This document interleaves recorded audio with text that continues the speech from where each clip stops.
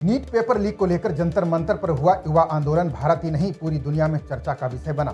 इस आंदोलन के जरिए पेपर लीक को लेकर सरकार की जवाबदेही तय करने की मांग की गई। इस पर प्रधानमंत्री ने आगे आकर युवाओं से संवाद कर इस बात का यकीन दिलाने की भरसक कोशिश की कि सरकार इस मसले पर गंभीर है। दूसरी ओर इस आंदोलन में ऐसी गंभीर बातें भी हुई जिस विषय पर आज हम चर्चा करेंगे। आंदोलन के जरिए कुछ अराजक तत्वों के उत्पात और पुलिस की लाठीचार्ज पर भी चर्चा करेंगे। साथ ही सुप्रीम कोर्ट ने क्या कहा ये भी आपको बताएंगे। जून महीने से शुरू हुआ जेनजी आंदोलन भारत की राजनीति में चर्चा का मुख्य विषय बना रहा। परीक्षा की पारदर्शिता से लेकर सरकारी नौकरियों में भर्ती तक व्यवस्थागत जवाबदेही की मांग करने वाली युवा आवाजें समाचारियों की सुर्खियां रहीं। इसमें कोई संदेह नहीं कि परीक्षाओं को पारदर्शिता के साथ संपन्न कराने की जिम्मेदारी सरकार की होती है। जब कोई भी सरकार इस जिम्मेदारी को पूरा करने में नाकाम होती है तो युवाओं में आक्रोश फैलता है। ऐसे में छात्रों का आक्रोश लाजमी है। केंद्र से लेकर कई राज्यों में पेपर लीक की घटनाएं हुई। ऐसे में सीजेपी की छोटी सी मुहिम ने विशाल रूप ले लिया। युवाओं को लगने लगा कि परीक्षाओं में धांधली रोकने के लिए जवाबदेही तय होनी चाहिए। देखा जाए तो जब भी कोई प्रशासनिक चूक होती है, चाहे वो प्रतिस्पर्धी परीक्षाओं में देरी हो या संस्थागत कमियां, सत्ता में बैठी सरकार का ये कर्तव्य है कि वो जनता की शिकायतों का तुरंत समाधान करे और असंतोष बढ़ने से पहले जनता का विश्वास बहाल करे। वहीं सरकार ने भी युवाओं के इस आंदोलन को अच्छी तरह से समझा, तभी तो पीएम मोदी ने स्वयं आगे आकर सोशल मीडिया के जरिए युवाओं से संवाद कायम किया। उन्होंने छात्रों को भरोसा दिलाने के लिए कई बार अपने वीडियो जारी किए। साथ ही सरकार ने एनटीए से लेकर शिक्षा मंत्रालय के कई अधिकारियों के खिलाफ कार्रवाई भी की। पीएम मोदी ने स्वयं आगे आकर देश के युवाओं से सीधा संवाद किया और उनकी प्रशासनिक मांगों को स्वीकार किया। राजनीतिक विरोधियों ने तुरंत इसे सरकार की लाचारी या डर के रूप में पेश करने की कोशिश की, लेकिन ये सोच सच्चे नेतृत्व और राजधर्म को ना समझ पाने का नतीजा है। प्रधानमंत्री किसी डर या दबाव के कारण आगे नहीं आए, बल्कि वे संवेदनशीलता और नैतिक कर्तव्य के भाव से सामने आए। आंदोलन के दौरान जब ये स्पष्ट हुआ कि राजनीतिक तथ्यों और भड़काऊ माहौल के कारण मासूम छात्र जो देश का भविष्य हैं, हिंसा और अव्यवस्था का शिकार हो गए, तो सरकार ने उनकी रक्षा को सर्वोपरि माना। प्रधानमंत्री का सीधा हस्तक्षेप ये दर्शाता है कि एक जिम्मेदार नेता राजनीतिक नफे नुकसान से ऊपर उठकर युवाओं के कल्याण को प्राथमिकता देता है। जायज मांगों को स्वीकार करना, त्वरित सुधार तंत्र स्थापित करना और ये सुनिश्चित करना कि किसी भी छात्र का भविष्य या आत्मसम्मान प्रभावित ना हो, यह एक संवेदनशील और परिपक्व नेतृत्व का प्रतीक है, ना कि किसी कमजोरी का। दूसरी ओर इन प्रदर्शनों का गहराई से विश्लेषण करें तो कई जटिल और चिंताजनक सच्चाई सामने आती है। देखा जाए तो ये आंदोलन छात्रों की जायज चिंताओं से शुरू हुआ, लेकिन पर्दे के पीछे के राजनीतिक खेल ने कई चिंताओं को जन्म दे दिया। इसमें मुख्य रूप से आशंका इस बात की है कि इस आंदोलन के पीछे बड़े राजनीतिक हित के साथ ही विदेशी ताकतें भी हो सकती हैं, जिसने अपने स्वार्थ के लिए इस आंदोलन को मोहरा बनाने की कोशिश की। इस बारे में राजनीतिक जानकारों का मानना है कि लोकतांत्रिक राजनीतिक का पुराना तरीका है कि जनता के असंतोष को पहचानो, उसे एक आधुनिक सांस्कृतिक रूप दो और अपने राजनीतिक एजेंडे के लिए हथियार बना लो। आम छात्र जहां केवल पारदर्शी परीक्षाओं और निष्पक्ष अवसरों की चिंता करते हैं, वहीं उनके पीछे लामबंद होने वाले राजनीतिक दलों के हित पूरी तरह से अलग होते हैं। प्रशासनिक सुधारों की दिशा में काम करने के बजाय विपक्षी दल अक्सर छात्रों की ऊर्जा का इस्तेमाल केवल सरकार के खिलाफ माहौल बनाने के लिए करते हैं। हर प्रशासनिक विफलता को जेनजी विद्रोह का नाम देकर राजनीतिक लाभ उठाने की कोशिश की जाती है। जैसा कि कई राजनेताओं ने बार बार ये बयान दिया कि जेनजी को सड़कों पर उतरना चाहिए। उनके बयान इस बात की आशंका पैदा कर रहे हैं कि इस आंदोलन के पीछे कोई राजनीतिक ताकत हो सकती है। ऐसे में देखा जाए तो जब छात्रों के वास्तविक मुद्दों को राजनीतिक औजार बना दिया जाता है, तो समस्याओं के स्थायी समाधान की जगह केवल राजनीतिक बयानबाजी ही बची रह जाती है। जहां तक विदेशी ताकतों की साजिश का सवाल है, इन आशंकाओं को बल तब मिला जब इसमें कई आपराधिक तत्वों के शामिल होने की पुष्टि हुई। दिल्ली पुलिस के फेशियल रिकॉग्निशन सिस्टम ने जंतर मंतर पर हुए सीजेपी के प्रदर्शन के दौरान 2873 आपराधिक प्रवृत्ति के लोगों की पहचान की। हालांकि जांच में सामने आया कि मौजूदा समय में FRS की चेहरे पहचानने की क्षमता करीब 15 से 20% के बीच है। ऐसे में अनुमान लगाया जा रहा है कि सिस्टम ने प्रदर्शन में मौजूद अपराधी प्रवृत्ति के लोगों के केवल एक हिस्से की ही पहचान की, बाकी की पहचान होना बाकी है। यानी इस मामले की जांच अभी पूरी नहीं हुई है। ये बातें इस आशंका की तस्दीक करती हैं कि पड़ोसी देशों जैसे बांग्लादेश और नेपाल में हाल ही में हुए युवा आंदोलन और भारत में हुए प्रदर्शनों के तरीकों में पाई जाने वाली समानताएं एक गंभीर भू राजनीतिक सवाल खड़ा करती हैं। सवाल उठता है कि क्या इन आंदोलनों को विदेशी ताकतों द्वारा प्रभावित, प्रायोजित या वित्त पोषित किया गया था? फिलहाल इन सवालों के जवाब मिलना बाकी हैं। ये जांच का विषय भी है। दुनिया भर में सरकारों के खिलाफ हुए जन आंदोलनों को समझा जाए तो एक बात साफ हो जाती है कि आज के दौर की हाइब्रिड वॉरफेयर में विरोधी देश उभरती हुई आर्थिक शक्तियों को अस्थिर करने के लिए उनके आंतरिक मतभेदों का फायदा उठाते हैं। पूरे दक्षिण एशिया में एक जैसा पैटर्न देखा गया। इसमें सोशल मीडिया अभियानों का रातों रात फैलना, डिजिटल दुष्प्रचार और स्थानीय मुद्दों को सीधे तख्ता पलट या सरकार विरोधी नारों में बदल देना शामिल है। जब भारत दुनिया के मंच पर मजबूती से आगे बढ़ रहा है तो कई विदेशी ताकतों को भारत की आंतरिक अस्थिरता में ही अपना फायदा नजर आता है। ऐसे में विदेशी फंडिंग और भू राजनीतिक हस्तक्षेप की संभावना को खारिज करना नासमझी होगी। राष्ट्रीय सुरक्षा के हित में इन प्रदर्शनों के पीछे काम कर रहे विदेशी नेटवर्कों और डिजिटल अभियानों की गहन जांच अनिवार्य है।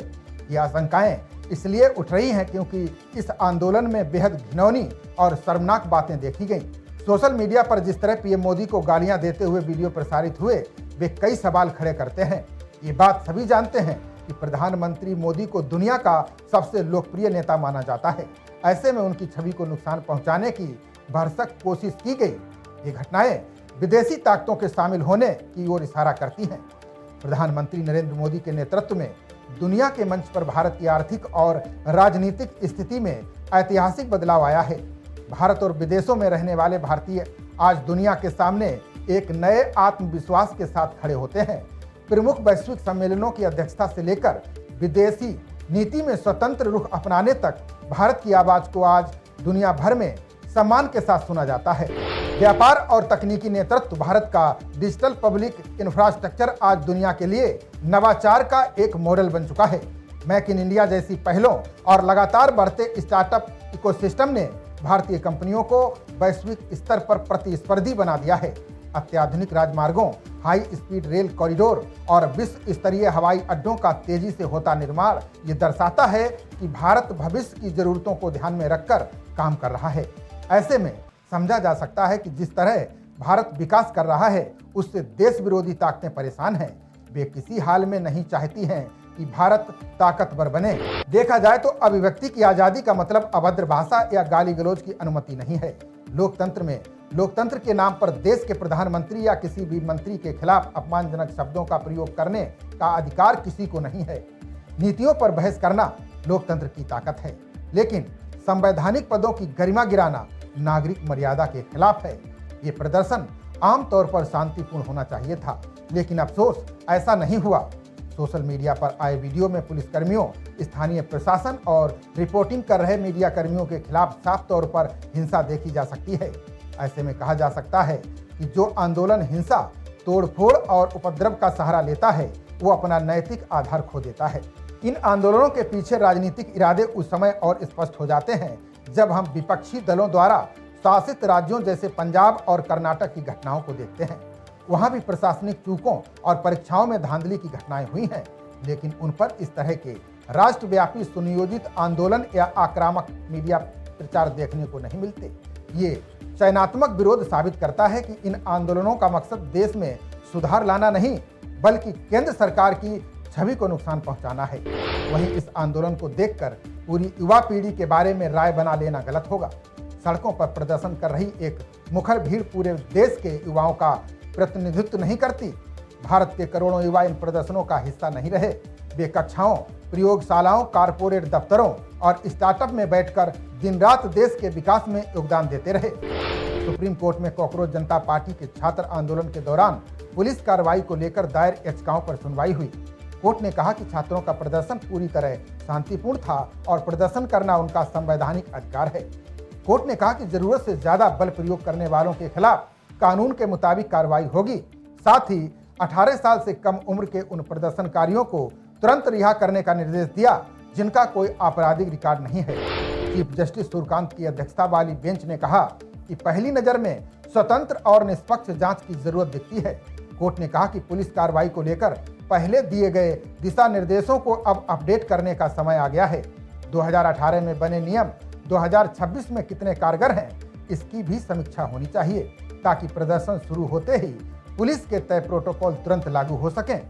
सुनवाई के दौरान सॉलिसिटर जनरल तुषार मेहता ने कहा कि छात्रों को शांतिपूर्ण प्रदर्शन का अधिकार है, लेकिन कानून तोड़ने वालों को सजा मिलनी चाहिए। उन्होंने बताया कि 250 से ज्यादा पुलिसकर्मी घायल हुए हैं। इस पर कोर्ट ने कहा कि स्वतंत्र जांच से प्रदर्शनकारियों और पुलिस दोनों पक्षों के आरोपों की निष्पक्ष जांच होगी। मामले की अगली सुनवाई 3 अगस्त को रखी गई है। अब इसमें समझने वाली बात यह है कि सुप्रीम कोर्ट ने ये नहीं कहा कि आपराधिक प्रवृत्ति वालों के खिलाफ कार्रवाई नहीं होगी, क्योंकि पुलिस ने जो आंकड़े दिए हैं वो बेहद चौंकाने वाले हैं। पुलिस पर जो लोग हमला कर रहे थे उनमें हत्या, गैर इरादतन हत्या, दुष्कर्म, आर्म्स एक्ट, लूट डकैती सहित कई संगीन अपराधी शामिल हैं। अगर पुलिस के ये आंकड़े सत्य हैं तो यह आंदोलन को नेपाल और बांग्लादेश जैसा हिंसक बनाने का पूरा प्रयास था। आपने अरविंद केजरीवाल का बयान सुना होगा, जिसमें वो जेनजी को सीधे तौर पर उकसाने का प्रयास कर रहे हैं। वो अपील कर रहे हैं कि जिस तरह जेनजी ने नेपाल और बांग्लादेश की सरकार बदल दी, उसी तरह यहाँ का जेनजी भी सरकार बदल सकता है। उन्होंने सरकार को आतंकवादी तक कह दिया। इस तरह की बयानबाजी के पीछे मंशा क्या है, ये पूरा देश समझ रहा है। पूरे आंदोलन का निचोड़ निकालने के बाद कहा जा सकता है कि प्रशासन से उच्च मानकों की मांग करना पूरी तरह से सही है। ऐसे में छात्रों की मांगों को लेकर केंद्र सरकार और स्थानीय प्रशासन को सतर्क रहना चाहिए और जब भी किसी मुद्दे पर जनता के बीच असंतोष की भावना पनपने लगे तो उस पर तुरंत संज्ञान लेना चाहिए। समय पर की गई कार्रवाई और पारदर्शी संवाद से छात्रों की जायज चिंताओं को बाहरी ताकतों द्वारा भुनाए जाने से रोका जा सकता है। प्रशासनिक कमियों को स्वीकार करना और संस्थागत सुधार लागू करना कमजोरी की निशानी नहीं है, बल्कि एक उत्तरदायी सरकार की पहचान है। फिर भी किसी प्रशासनिक चूक की आलोचना करते समय बीते दशक में भारत द्वारा हासिल की गई ऐतिहासिक प्रगति को नजरअंदाज नहीं किया जाना चाहिए। देश की वर्तमान दिशा का सही मूल्यांकन करने के लिए हमें बड़े परिदृश्य पर नजर डालनी होगी। युवाओं की ऊर्जा देश के विकास का सबसे बड़ा इंजन है, लेकिन इस ऊर्जा को घरेलू राजनीतिक साजिशों और विदेशी ताकतों के बहकावे से बचाना बेहद जरूरी है। छात्र पारदर्शी व्यवस्था, त्वरित प्रशासनिक सुधार और करियर के बेहतर अवसरों के हकदार हैं। इसके साथ ही आम नागरिकों को यह भी समझना होगा कि वास्तविक नागरिक अधिकारों की मांग और राजनीतिक एजेंडे के तहत किए जाने वाले प्रदर्शनों में क्या अंतर है। रचनात्मक आलोचना देश को मजबूती प्रदान करती है, जबकि विदेशी हस्तक्षेप और राजनीतिक इस्तेमाल देश को कमजोर करता है। जैसे जैसे भारत दुनिया की एक प्रमुख आर्थिक शक्ति बनने को अग्रसर है, प्रशासनिक जवाबदेही तय करने के साथ साथ राष्ट्रीय सुरक्षा की रक्षा करना और देश की प्रगति पर गर्व करना ही आगे बढ़ने का सबसे संतुलित रास्ता है। अगर आपको हमारा ये विश्लेषण अच्छा लगा तो हमारे चैनल को सब्सक्राइब करें और लाइक करें। खबरों का सिलसिला जारी रहेगा। देखते रहिए जनप्रवाद। नमस्कार।